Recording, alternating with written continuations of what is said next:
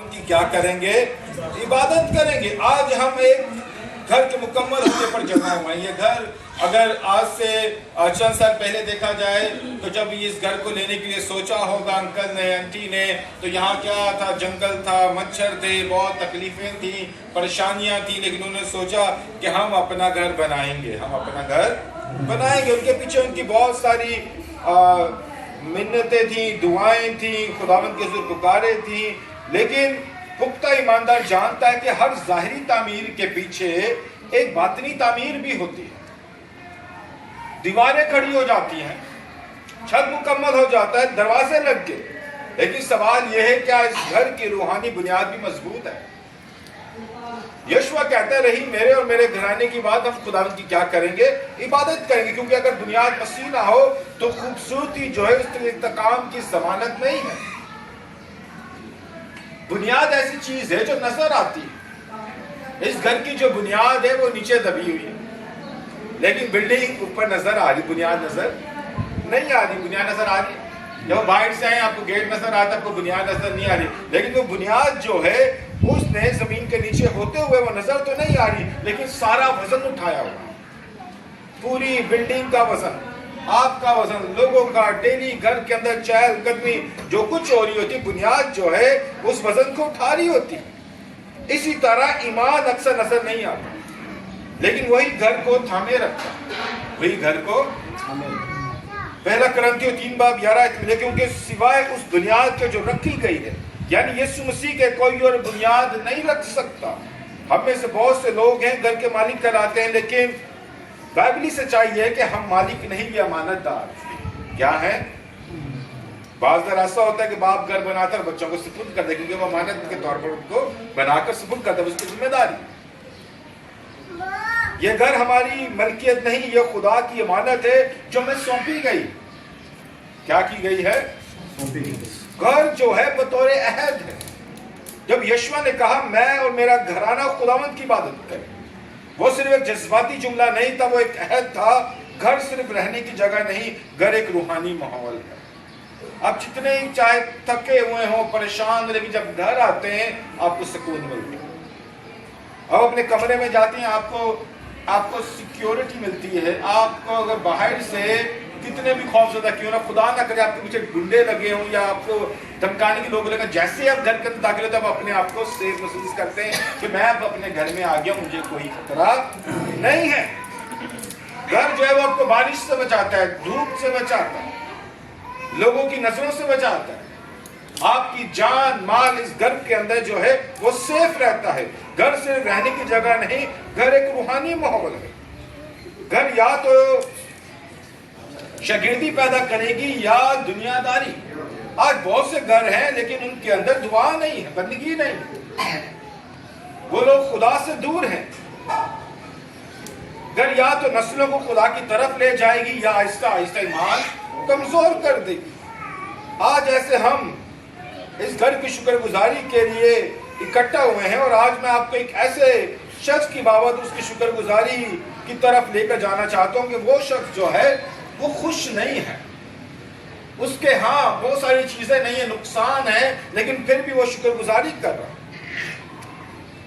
عبرانیوں 13:15 لکھا، بس ہم اس کے وسیلہ سے خدا کے حضور حمد کی قربانی یعنی ان ہونٹوں کا پھل پیش کرتے ہیں جو اس کے نام کا اقرار کرتے ہیں۔ کیا کرتے ہیں؟ ہر شکر گزاری خدا کو قبول نہیں ہوتی۔ بہت لوگ شکر ادا کرتے ہیں جب کاروبار اچھا ہو، لوگ شکر گزاری کرتے ہیں۔ صحت اچھی ہو، لوگ کیا کرتے ہیں؟ گھر مکمل ہو، لوگ کیا کرتے ہیں؟ حالات اچھے ہو، لوگ کیا کرتے ہیں؟ لیکن اگر آپ کے گھر حادثہ ہو جائے، خدا نہ کرے آپ کے گھر کوئی بہت برا حادثہ ہو جائے، آپ کا نقصان ہو جائے، کہ آپ شکر گزاری کرتے ہیں؟ پھر تو دھونے چلانے پھر اسی پچھتا رہے ہیں، پتہ نہیں سب کو کی گناہ ہو گیا، پتہ نہیں کتنی نظر لگ گئی ہے، کیا وہ سارا نانج ہو گیا۔ لیکن قابل قبول شکر گزاری وہ ہے جو آزمائش میں بھی جاری رہے، جو کس میں جاری رہے؟ آزمائش میں۔ اور یہ وہ شکر گزاری ایوب کی شکر گزاری ہے جو نقصان کے بعد کرتا ہے۔ ایوب نے کب شکر ادا کیا؟ جب اس نے سب کچھ کھو دیا۔ آج اگر میرے پاس ہوگا یا نہیں ہوگا یا آنے والا ہوگا تو ہم شکر گزاری میں بعض اوقات بہت زیادہ دیر کر دیتے ہیں۔ بعض شکر گزاری میں پورا پورا سال، پورا پورا مہینہ، کئی سال لگ جاتے ہیں، شکر گزاری جو ہے وہ ہماری ہو ہی نہیں پاتی۔ اس نے دولت کھو دی، اس نے اولاد کھو دی، اس نے عزت کھو دی، اس نے اپنی صحت کھو دی، لیکن اس نے زمین پر گر کر عبادت کی۔ یہاں غور کریں، سب کچھ کھونے کے بعد بھی وہ شکر گزاری کر رہے ہیں، سب کچھ کھونے کے بعد بھی وہ جو ہے وہ شکر گزاری کر رہا ہے۔ وہ رونا چھوڑ کر نہیں بلکہ روتے ہوئے بھی خدا کی حمد کر رہا ہے۔ آنسو اس کے آنکھوں میں ہیں، آنسو گر رہے ہیں، جسم بیماری کے اندر ہے، جسم کے اندر کیڑے پڑ گئے ہیں۔ وہ کیڑوں کو بھی کہتے ہیں کہ تم تو اپنی خوراک کھاؤ، وہ دوبارہ ان کو اپنے جسم پہ رکھتے ہیں۔ شکر گزاری ہے۔ قابل قبول شکر گزاری وہ ہے جو حالات کی غلام نہ ہو، جو کیا ہو؟ تصور کریں کہ ایک خوبصورت پیالہ آپ کے پاس ہے، جب تک وہ سلامت ہے تو سب تعریف کرتے ہیں، بڑا سونا کا پلاتے ہیں۔ یہ کب آپ نے کہاں سے خریدا؟ چاہے وہ پیتل کا ہو، چاہے وہ سونے کا ہو، چاہے وہ چاندی کا ہو، یا آرٹیفیشل آپ نے کپڑے، لوگ اس کی بڑی تعریف کرتے ہیں، لیکن جب وہ ٹوٹ جائے تو اکثر لوگ اسے پھینک دیتے ہیں۔ کہ اپنی ڈھونڈی ٹوٹ جائے تو اس کی کاٹتے ہیں، پھینک دیتے ہیں، یا رات میں کچھ کرے چکے کوئی دانچ۔ جب تک وہ صحیح سلامت ہوتا ہے تو اس کی کیا کرتے ہیں ہم؟ ایوب کا دل ٹوٹ گیا لیکن اس کی حمد نہیں ٹوٹا، وہ شکر گزاری کر رہا۔ خدا کامل پیالہ نہیں ڈھونڈتا، خدا وفادار ڈھونڈتا۔ شکر گزاری یہ نہیں کہ آپ کتنی بڑی شکر گزاری کریں، شکر گزاری جو ہے وہ قربانی ہے۔ عبرانیوں میں لکھا ہے کہ حمد کی قربانی وہ ہوتی ہے جو آسان نہ ہو، جو کیا نہ ہو؟ اگر شکر گزاری آسان ہو تو وہ قربانی نہیں۔ ہم سب جانتے ہیں قائن اور حابیل کی قربانی، کس کی قربانی قبول؟ ہاں سنڈے اسکول کا سوال ہے، ایڈا مشکل سوال میں پہنچ گیا۔ کس کی قربانی قبول؟ حابیل کی۔ قائن کی نہیں ہوئی، قائن نے اپنے بھائی حابیل کو مار دیا۔ کیوں؟ غصہ ہوا کہ میری قربانی اور میرے ہدیہ جو ہے وہ قبول نہیں ہوا۔ اگر شکر گزاری آسان ہے تو وہ قربانی نہیں ہے۔ قابل قبول شکر گزاری وہ ہے جو تکلیف کے باوجود پیش کی جائے۔ اب بیمار ہو، اب شکر گزاری کی عبادت کر رہے ہیں، آپ کی جو چیز چوری ہو جائے آپ شکر گزاری کی عبادت کر رہے ہیں، حادثہ ہو جائے آپ شکر گزاری کی عبادت کر رہے ہو۔ عطر کی خوشبو کب نکلتی ہے؟ جب وہ دبایا جاتا ہے۔ کیا کیا جاتا ہے؟ اور لبان کی خوشبو کب آتی ہے؟ جب وہ جلایا جاتا ہے۔ جب کیا کیا جاتا ہے؟ عطر کی خوشبو جب دبایا جاتا ہے، اسپرے جب آپ کرتے ہیں ٹک ٹک ٹک دباتے تو اس میں سے خوشبو نکلنا شروع ہو جاتی ہے۔ لیکن لبان کو کیا کیا جاتا ہے؟ جلایا جاتا ہے۔ اسی طرح ایمان کی خوشبو آزمائش میں ظاہر ہو کہ آپ کی زندگی میں ایمان ہے۔ اگر ہم صرف آرام میں شکر ادا کریں گے تو ہماری حمد کی جو خوشبو ہے وہ محدود رہتی ہے۔ ایوب کی شکر گزاری جو ہے، ایوب نے کہا خداوند نے دیا۔ اس کا مطلب کیا ہے؟ میں مالک نہیں، میں خداوند نے لے لیا۔ اس کا مطلب ہے مجھے حق نہیں کہ شکایت کروں۔ شکایت کا دی، اگر ہے تو پھر شکایت کا دی، اگر نہیں ہے تو پھر کا شکایت۔ یعنی یہ پختہ ایمان ہے کہ جو اس کا ہے وہ اس کے پاس ہی نہ قابل قبول شکر گزاری۔ بعض اوقات ہم زبان سے شکر ادا کرتے ہیں لیکن دل میں شکوے رکھتے ہیں۔ کئی سوچ رہے ہوں گے اچھا انہوں نے شکر گزاری رکھنی سی، آئے تو کلر بھی نہیں آیا۔ کئی رشتے دار آتے ہیں وہ سوچ رہے ہوتے ہیں کلر دے کروایا نہیں، میں نے رہ نہیں دیں دے، بات ہی کرا رہے کچن بننا سی نہ کام رہ گیا ہے۔ ہم بعض اوقات یہ سوچ رہے ہیں۔ بعض اوقات اگر میں آپ کو معذرت کے ساتھ کہوں، بعض اوقات شکر گزاری کی جو عبادتیں ہوتی ہیں اس میں ہوتا کیا ہے؟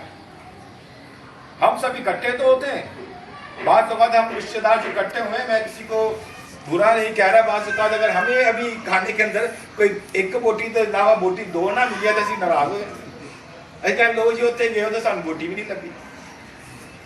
شکر گزاری کیا تھا کہ پرانے نامہ میں شکر گزاری لکھا ہے، شکر گزاری جو ہوتی تھی، لوگ شکر گزاری کی عبادت کرتے تھے اور خداوند کا شکر ادا کرتے تھے وقت نکال کے کہ خداوند تیرا شکر ہے۔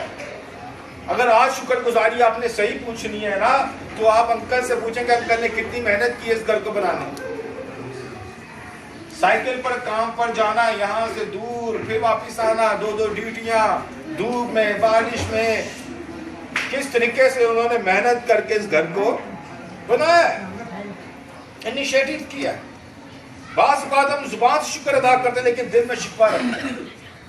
وہ شکر گزاری نہیں، وہ صرف رسم ہے. وہ شکر گزاری نہیں، وہ کیا ہے؟ بعض اوقات شکر گزاری ہم رسم کے طور پر کر رہے ہیں. ادھر نہ کسی کو کچھ دے سکتے ہیں انکل جی، کھلی ہاتھ میں کچھ دے سکتے ہیں، اور کچھ لیا بھی نہیں جا سکتا تھا. جو کچھ لے سکتے ہم کا ہاتھ بند کرو، کچھ لے سکتے ہو. جب تک ہاتھ بند ہو تو کچھ بھی دیا نہیں جا سکتا اور کچھ لیا بھی نہیں جا سکتا. ایوب کا ہاتھ کھلا تھا، وہ جانتا تھا کہ سب کچھ خدا کا ہے. اگر ہم بند مٹھی سے زندگی گزاریں تو شکر گزاری ممکن نہیں. شکر گزاری رک جاتی ہے. برکت کے بعد شکر گزاری. جب ایوب کا انجام پہلے سے زیادہ بہتر ہوا تو اس نے غرور نہیں کیا. اس نے کیا نہیں کیا؟ یہ میں سکھاتا ہے کہ شکر گزاری آزمائش میں بھی اور بحالی میں بھی ضروری ہے. کس میں؟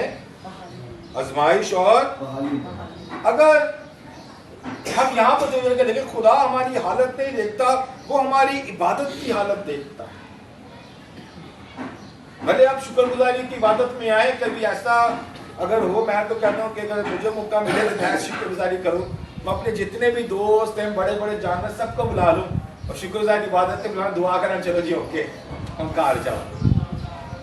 کہ اگر وہ کیا سوچیں گے، یہ نہیں ماریں گے، کچھ پیتا ہی نہیں. شکر گزاری بلایا ہم بھوکے آ کے اسی آ گئے. ہاں پھر باہر نکلتے کہنا ہے آپ نہیں کری شکر گزاری سے. لیکن خدا ہماری حالت نہیں دیکھتا. شکر گزاری وہ ہے جو آپ کی رات دن آپ کی زبان پر ہے. وہ دکھاوا نہیں ہے. سوال یہ نہیں آپ کے پاس کتنا ہے، سوال یہ ہے آپ کا دل کس حالت میں ہے.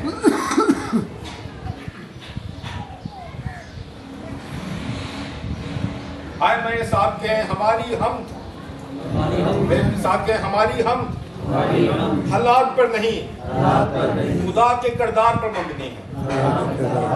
ہماری شکر گزاری وقتی نہیں، عہد کی بنیاد پر ہے.